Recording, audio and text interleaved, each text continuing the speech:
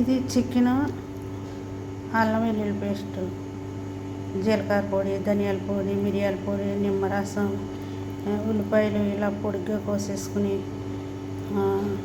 కొత్తిమీర ఇలా చిన్న ముక్కల కింద కోసేసుకుని కొంచెంసేపు నిమ్మరసం వేసి నానబెట్టేసి ఇదిని ఇక ఈ బంగాళదుంపలోని ఈ రెండు కొంచెంసేపు ఒక గంట నానబెట్టేసి ఇప్పుడు దీన్ని ఏమో ఈ కాయించి పెట్టి కిరణ్లో పెడతాను, ఓవెన్లో పెడతాను.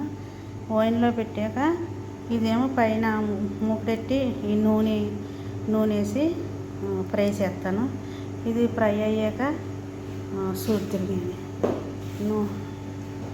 ఈ రెండు అంటే మీకు అన్నీ తీరుబడిగా చూపిస్తుంది. ఇది కొయ్యట వాళ్ళు వంట కదా, గబగబా అయిపోవాలి, అందుకని అన్నీ కలిపేసాక చూపిస్తున్నాను.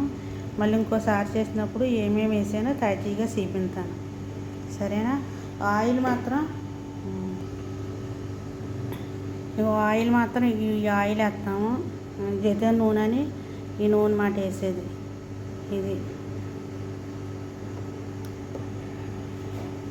ఇది మళ్ళీ రెడీ అయ్యాక మీకు చూపిస్తాను. ఇది ఓవెన్లో పెడతాను. ఇది కోడి రెండు మిక్సింగ్ ఒక గిన్నెలో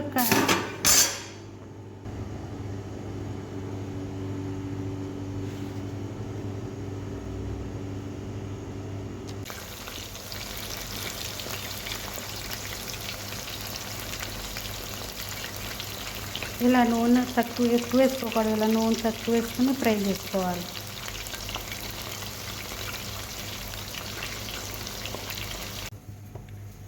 ఇందులో పాలుని మైదా పిండి కలిపేసి రెండు గ్లాసుల పాలు, రెండు చెంచాలు మైదా పిండి పాలలో గిలకొట్టేసి మళ్ళీ బంగాళదుంపలు ముందు ఓవెన్లో పెట్టాను.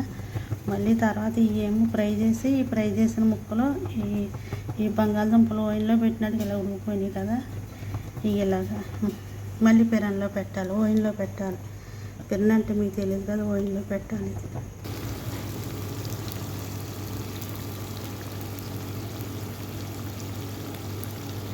ఓవెన్లో తీసేసాను, ఇవి రెడీ అయిపోయింది. ఇది చపాతీలు అన్న రొట్టెలు అన్న తింటారు. సరే, మీకు నచ్చితే ఇలా తయారు చేసుకుంటాం.